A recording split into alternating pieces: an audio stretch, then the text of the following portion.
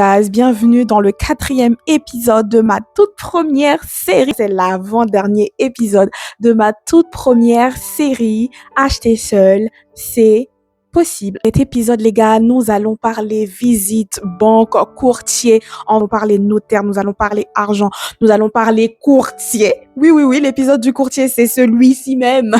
C'est celui-ci même, l'épisode du courtier. Nous allons parler courtier, nous allons parler, je ne sais pas quoi d'autre de ma signature, nous allons parler de mon installation, peut-être pas, peut-être qu'on n'aura pas le temps. Mais en tout cas, dans cet épisode aujourd'hui, je vais rentrer dans le réel, c'est-à-dire j'ai clé en main. Dans le dernier épisode, les gars, je vais vous dire qu'est-ce que en fait, on va parler sentiment. Qu'est-ce que ça a fait lorsque je suis devenue propriétaire? Est-ce que c'est une expérience que je recommande? Là, je vous partage mon parcours. Je vous dis si c'est quelque chose que vous voulez faire, ce que vous pouvez faire. Mais je vais vous dire, mais moi en tout cas, mes pour et mes contre le fait d'investir dans l'immobilier dans la France de Macron, en fait. Ouais, j'ai acheté dans la France de Macron. Ah, la France, elle appartient à Macron. Ça fait un petit moment quand même déjà. Bref. Dans le dernier épisode, les gars, nous avons parlé budget. Nous avons parlé du fait de ne pas se perdre avec sa capacité d'emprunt, de ne pas sortir la tête de ça. Je vous ai également parlé du fait qu'il fallait choisir les villes en fonction de votre budget, de choisir le bien en fonction de votre budget pour ne pas avoir des coups de foudre dans le vide. Aujourd'hui, moi, je vais vous parler du fait que j'avais choisi 3 villes. Moi, j'avais choisi 3 villes dans lesquelles je voulais habiter. J'avais, comme je vous avais dit dans le précédent épisode, avec tous mes critères. Donc, ces 3 villes réunissaient tous mes critères. Donc, je savais que je pouvais trouver le bien. Je vous ai dit dans le dernier épisode, il me semble également que je cherchais un appartement avec 2 chambres. Et 2 chambres. Du coup, ça fait un 3 pièces. Du coup, cuisine, salon et 2 chambres. Donc, c'est ce que je voulais. Et j'ai commencé les visites. Voilà, on rentre dans le vif du sujet, voilà. J'ai commencé les visites, les gars. Un conseil, vous savez que c'est le premier pas le plus difficile. Je vous assure qu'au départ, j'ai commencé à faire des visites. Il y a des biens que j'ai visités, je savais que j'allais pas les acheter. Mais vous savez, plus je faisais des visites, plus je devenais une experte parce que je faisais les visites seule. Quand je vous ai dit j'ai acheté seule, mes premières visites, je les ai faites seule. Donc j'allais sur le site, je voyais un bien qui correspondait à ce que je pouvais potentiellement acheter. C'était 3 pièces, c'était dans la ville que je voulais, ça rentrait dans mon budget. Donc j'envoyais un message, un mail et je demandais est-ce que le bien était disponible pour de la visite. Donc on me répondait bref, on me dit oui, donc moi j'y vais. Vous voyez aujourd'hui, vous voyez comment je fais jeune. Sachez qu'à l'époque encore, je faisais 16 ans. Je faisais 16 ans. Il y a des fois, il y a des visites que j'ai faites. Je pense qu'à la fin de la visite, les gens, ils m'ont pas prise au sérieux. Ils m'ont pas prise au sérieux. Je pense qu'ils m'ont vu arriver, se sont dit, OK, ses parents sont où? Bref. En tout cas, les premières visites, t'es un peu stressé, tu sais pas quoi demander, etc. Mais en tout cas, c'est pour ça que je conseille au départ de ne pas attendre d'avoir le coup de cœur, en tout cas visuellement, sur Internet, en tout cas visuellement. Non, d'avoir un coup de cœur sur Internet, sur l'affiche, avant d'aller visiter. Dès que vous voyez un potentiel bien, allez visiter parce que plus vous allez faire de visites, plus vous allez devenir des experts. Donc, c'est comme ça que j'ai commencé. Je me suis dit, même si je voyais un bien, je savais que peut-être j'allais pas spécialement l'acheter parce que je voulais pas un truc dans une tour. Il y a des appartements que j'ai visités, c'était dans les 12e étages. Je savais que j'allais jamais les acheter, mais je voulais les visiter quand même. Mais je voulais quand même les visiter pour, vous voyez, pour me mettre dans le bain de la chose, pour me familiariser. Voilà le terme. Pour me familiariser avec le fait de visiter des appartements et de me dire psychologiquement, voilà, Chama, t'es prête, c'est quelque chose que tu vas faire, tu le veux vraiment, etc. Donc, voilà les visites. C'est comme ça que j'ai commencé mes visites. Même si je savais que c'est pas un bien que je voulais acheter, je faisais quand même les visites pour me familiariser avec les visites. Des fois, je rentrais chez moi, je me suis dit, ah, non, j'ai pas posé cette question. Donc, j'avais un carnet dans lequel j'avais noté les questions que je devais poser, etc., etc.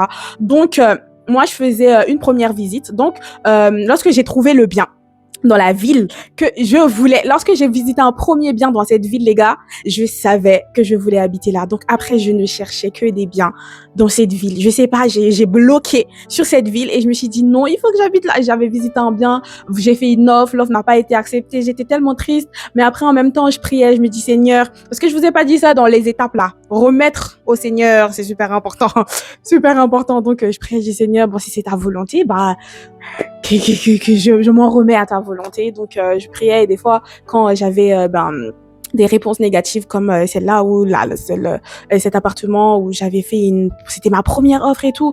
Je me suis dit ah ouais, parce qu'en fait ça correspondait, c'était 3 pièces, c'était dans la ville que je voulais, c'était pas dans une grande résidence parce que j'avais des critères assez précis quand même. Je voulais pas d'ascenseur, je voulais pas de gardien, je voulais pas de tour. Il y a plein de choses que je voulais pas et du coup ça correspondait assez et il y avait pas trop de travaux à faire parce que comme je vous ai dit qu'il fallait que j'emménage aussi assez rapidement. Non pas que j'ai été poussée par mon propriétaire de là où j'habitais, mais je sais pas, une fois que j'avais la tête dans mon projet, pour moi, il fallait que j'emménage là. Et donc, la première offre que j'ai faite, elle a été rejetée parce que quelqu'un avait fait une offre mieux. C'est ce que la personne m'avait dit. Et la première offre, je l'avais faite avec un agent immobilier. C'était une agence immobilière qui m'avait fait visiter le bien. Et franchement, après j'ai regretté. Je me suis dit peut-être que je devrais augmenter mon offre et tout. Je priais, j'y voyais pas clair parce que c'était dans la ville que je voulais habiter et j'y voyais pas clair. Je priais, je dis Seigneur, qu'est-ce que je fais et tout. Du coup, j'appelle le gars, j'essaie d'augmenter mon offre et je voyais que il était pas très chaud. Quand je voyais qu'il était pas très chaud, je sais pas, soit il me faisait plus confiance, je sais pas ce qui s'était passé dans sa tête. À ce moment-là, même précis, j'ai eu la conviction dans mon cœur parce que c'est comme ça que je fonctionne avec le Seigneur. Lorsque je prie pour quelqu'un, au moment où je sens en paix la conviction dans mon cœur là, je savais à ce moment précis que c'était pas pour moi, donc j'ai arrêté de forcer. Donc j'ai repris les recherches, etc. jusqu'à ce que je tombe sur le bien dans lequel j'habite maintenant, les gars. J'ai failli pas l'avoir. Donc je sais pas si je vous raconte la story dans cet épisode, mais en tout cas j'ai fait la première visite. Donc à ce moment-là, j'étais presque rodée avec les visites. Je savais toutes les questions qu'il fallait poser, etc. par rapport au projet. En plus, il y avait la façade de l'immeuble qui était en train d'être faite, donc je savais que ça c'était bon, etc. En fait, il y avait tellement de points positifs, etc. Donc, et j'ai visité le bien, et cette fois-ci, c'était pas avec un agent immobilier, c'était directement avec la vendeuse. Je visite le bien, je tombe littéralement amoureuse du bien, les gars, et de la vendeuse, parce que je sais pas, il y a eu une connexion, et je me suis dit, oh, le feeling, il est trop bien passé. Je sais pas, dans ma tête, à ce moment précis, c'est le bien que je veux. Et du coup, je fais une deuxième visite. Donc, je visite un peu les entourages. J'appelle un proche à moi, un homme, du coup, plus âgé, qui s'y connaît un peu dans tout ce qui est électricité, tout ça. Donc, pour pas qu'on se dise, vas-y, c'est une petite, on peut la carotte. Donc, qui s'y connaissait un peu. Donc moi, j'ai fait ma première visite seule. Et la deuxième visite, je suis venue avec cette personne et ma grande sœur, je crois. Ouais, je crois que je suis venue avec mon ange gardien. Et bref, donc on est venu, on a visité, je leur ai demandé ce qu'ils en pensaient. Et moi, je leur disais que moi, je kiffais. Du coup, ma deuxième visite, ils m'ont donné leur avis. Ils ont dit franchement, et tout, il y a du potentiel et tout. Et après, il repose, du coup, mon proche, il repose d'autres questions auxquelles je n'avais pas spécialement pensé. Il repose aussi d'autres. Bref, il me dit, vas-y, Cham, tu peux faire une offre. Il me dit, tu peux faire une offre et tout. Donc, je lui dis, je sais pas, le bien, il était affiché à 174 000 euros. Et je lui dis, je sais pas, j'aime trop, qu'est-ce que je fais? Je fais une offre à combien et tout, je savais pas trop. Moi, je savais qu'au départ, je me suis dit, quand je vais essayer de faire des offres et tout, à moins de 10%, après, on va essayer de négocier, parce que de toute façon, c'était pas une agence, c'était pas un agent immobilier, c'était directement avec, comment on appelle ça, là? C'était dans le privé. Ouais, c'est dans le privé. C'est pas le mot privé, hein, mais bref, j'ai trouvé mon bien sur le bon coin, les gars. Faut pas dormir sur le bon coin. Ne dormez pas sur le bon coin, j'ai trouvé mon bien sur le bon coin. Et du coup, les gars, je rentre, puis il y a une place de parking. En fait, il y avait tout ce que je voulais. Et je rentre et tout. J'ai déjà fait 2 visites. Je fais une offre. Elle m'a pas encore répondu. Elle m'appelle le lendemain. La vendeuse, elle m'appelle le lendemain. Elle me dit, Chama, je suis désolée, j'ai vendu l'appartement. Les gars, deuxième rejet. Et ce rejet-là, lui-là, j'ai eu du mal à l'encaisser. J'ai grave eu du mal à l'encaisser. Celui-là, j'ai eu du mal à l'encaisser parce que j'avais eu un coup de cœur. Surtout, l'appartement me plaisait. Je m'y voyais déjà habiter dedans. En plus, le feeling avec la vendeuse, la ville, la résidence, elle est trop... En fait, si vous êtes déjà venu chez moi, vous savez pourquoi j'ai kiffé sur cet appartement. Bref, deuxième rejet, j'étais tellement triste. Du coup, je dis à mes proches, je sais pas si c'est parce que j'ai pas fait une offre plus élevé. Mais la vendeuse m'a dit qu'elle est désolée, qu'elle ne peut pas me réserver le bien parce qu'elle aussi, elle avait eu un petit feeling avec moi. Et du coup, elle m'a dit, franchement, j'aurais bien voulu te la vendre et tout, mais je peux pas parce que on m'a fait une offre au prix. Et lorsque vous vendez quelque chose, si vous faites du business, les gars, lorsqu'on vous fait une offre au prix, en tout cas, là, vous n'avez pas le droit de refuser une offre au prix. Et donc là, je me suis dit, Chama, tu fais une pause. C'était une peine de cœur, voilà. J'ai eu le cœur brisé. Je me suis dit, vas-y, je vais faire une pause sur les recherches. Je reprendrai après. J'ai pris un billet d'avion. J'ai pris un billet d'avion. J'ai pris mes bagages. Je suis partie en vacances. Je suis partie en vacances avec une amie. On est parti après. Bref, si vous vous rappelez de mon voyage en Croatie, les gars. Si vous vous rappelez de ce voyage en Croatie, ben c'était à cette période-là et je suis partie en vacances. Bref, je m'amusais. Et pendant que j'étais en vacances, les gars, je reçois un mail. Je vous fais la story courte. Je reçois un mail de la vendeuse. La vendeuse, elle me dit, ouais, Chama, l'offre, la personne qui devait acheter le bien. Je me rappelle plus parce que j'ai eu 2 cas comme ça, donc je me rappelle plus. Si c'est la banque elle avait pas réussi à trouver un prêt ou elle devait acheter l'appartement pour sa maman, mais comme il faut monter 2 étages et qu'il n'y a pas d'ascenseur, et sa maman lui a dit, ouais, l'appartement, ça vaut le coup. Mais vous rappelez que la meuf qui avait précédemment acheté le bien avait fait une offre au prix, c'est-à-dire payer les 174 000 euros. Rappelez-vous de ça. Et donc, maintenant, bref, il s'est passé ce qui s'est passé. Elle me dit, est-ce que tu es toujours intéressée? Les gars, je suis en vacances, je reçois 6 000, je saute, je fais un câlin à ma pote et tout. Je dis, elle était tellement contente parce que bon, elle suivait aussi les trucs. Elle était tellement contente. Je dis, mais je fais quoi? J'appelle mon proche. Vous voyez, mon proche avec qui j'avais visité l'appartement, qui m'avait dit de faire une offre. Je lui dis, je fais quoi? Je lui dis, je fais quoi? Est-ce que je fais une offre au prix? Je sais pas quoi faire et tout. Dis-moi. Et tout, il me dit, non, fais pas une offre au prix. Là, t'as une balle dans ton corps. Fais pas une offre au prix et tout, les gars. Et je pense que, et j'ai donné, je me suis dit, vas-y, je vais donner 167 000 ou 168 000, un truc comme ça. Rappelez-vous, le bien était à 174 000. Elle l'a déjà vendu à 174 000. Ça veut dire qu'elle sait qu'elle peut le vendre à 174 000. Bref, j'envoie le mail et tout. Je lui dis, je suis toujours intéressée. Après ça, j'ai passé les meilleures vacances. Elle répond à mon mail. Elle me dit, Chama, ton offre est acceptée. Je veux bien te vendre. J'étais déjà en vacances et j'ai passé les vacances. Et vous voyez. Regardez avec l'excitation avec laquelle je vous raconte cette histoire. Bref, maintenant, j'appelle le courtier. J'avais pris un courtier et je lui avais dit, ok, vas-y, je cherche des biens et tout.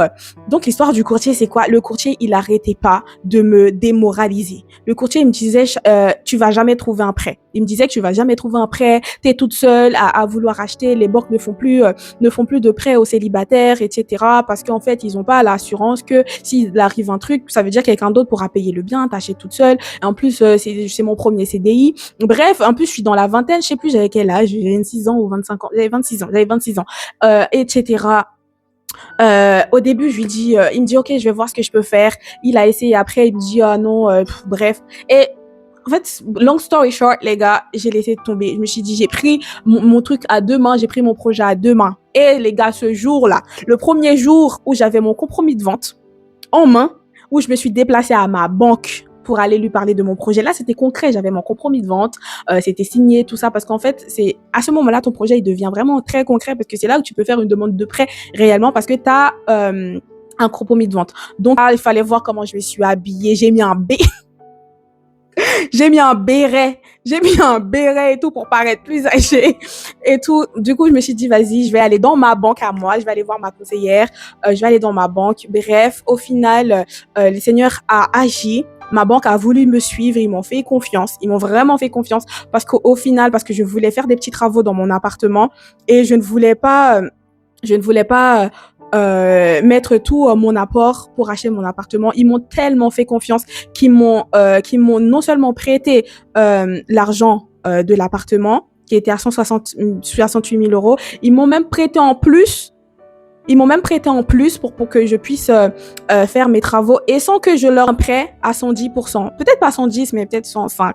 Mais en tout cas, ils m'ont prêté plus que les 168.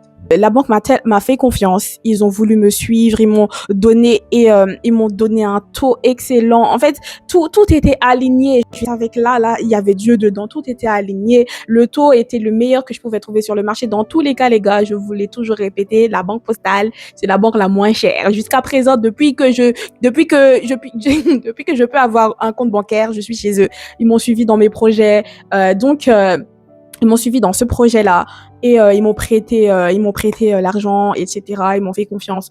Donc, pour vous dire que c'était pas facile. Le coursier, franchement, il m'a servi à rien. J'ai failli payer pour rien. Il m'a servi littéralement à rien, à part me démoraliser. Sachez que lorsque j'ai eu mon offre de prêt, j'ai envoyé un mail au courtier. Je lui ai dit, je voulais juste t'informer. Vous informer, je pense que je le vous voyais. Je voulais juste vous informer que malgré tout ce que vous aviez dit par rapport au fait que j'allais jamais trouver un prêt parce que j'achète seule et que les banques ne font pas confiance aux jeunes qui achètent seuls, ben, on m'a fait une offre de prêt et ils m'ont prêté plus que ce que je voulais. En vrai, si je voulais encore plus, la banque m'aurait suivi. Bref, parce que je voulais faire des petits travaux, etc. Je voulais pas mettre tout mon apport, comme je vous l'ai dit. Mais bref, donc c'est comme ça que j'ai acquis mon logement, les visites. Bon, voilà. En fait, je sais pas maintenant si vous avez des questions. Je sais que, ouais, si vous avez des questions, je vous ferai des shorts pour répondre aux questions. Je vous ferai des shorts pour répondre aux questions ou comme ça, ou en story sur Insta ou sinon, je vous ferai une FAQ. Et posez-moi toutes les questions que vous avez. Donc, vous savez que voilà, c'est comme ça que j'ai acheté mon appartement. C'est la fin de l'histoire. C'est la fin de l'histoire. Je sais pas si j'ai oublié quelque chose. Ben, vous me direz. En tout cas, maintenant, c'est plus si vous avez des questions sur ça. En tout cas, moi, je voulais juste vous partager ce témoignage que le Seigneur a agi, le Seigneur a fait. C'était pas facile. J'ai eu j'ai eu des contradictions, j'ai eu des offres rejetées, j'ai persévéré, j'ai eu le courtier qui m'a mis dans la tête. Si je l'avais cru, j'aurais pu abandonner mon projet, mais j'ai persévéré. Lorsque vous avez quelque chose que vous voulez faire, tant que vous... En fait, il faut persévérer. Persévérer, même si de ne pas écouter les limitations des autres, de persévérer, vous ne savez pas jusqu'où vous pourrez aller. Tant que vous croyez en votre projet, persévérez. En tout cas, merci de passer encore sur ma chaîne. Si vous êtes nouveau, abonnez-vous, qu'est-ce que vous attendez, et activez la cloche pour ne rater aucune de mes vidéos. Et comme je l'ai dit toujours, je te le dis à toi aussi qui es nouveau. Pour les anciens, vous le savez déjà, attendez-vous toujours. À plus. C'était Cham, bisous, bye bye. Je savais pas trop comment m'habiller, vous savez, physiquement je suis assez petite, genre je vieillis pas et tout, et je me suis dit, il faut pas que j'arrive là-bas et croire que j'ai 15 ans. Du coup j'ai mis un béret, frère. En fait, je devrais mettre mon chapeau. Je pense plus que mon chapeau, il me vieillit davantage. Mais pour moi, un béret, ça fait ancien et tout. Donc, ça fait genre, je suis vieille. Parce que, vas-y, femme qui me prenne pas au sérieux. Vas-y, je vais arriver avec une mine comme ça. Anyways, I'm so excited and I pray that everything goes well in Jesus' name.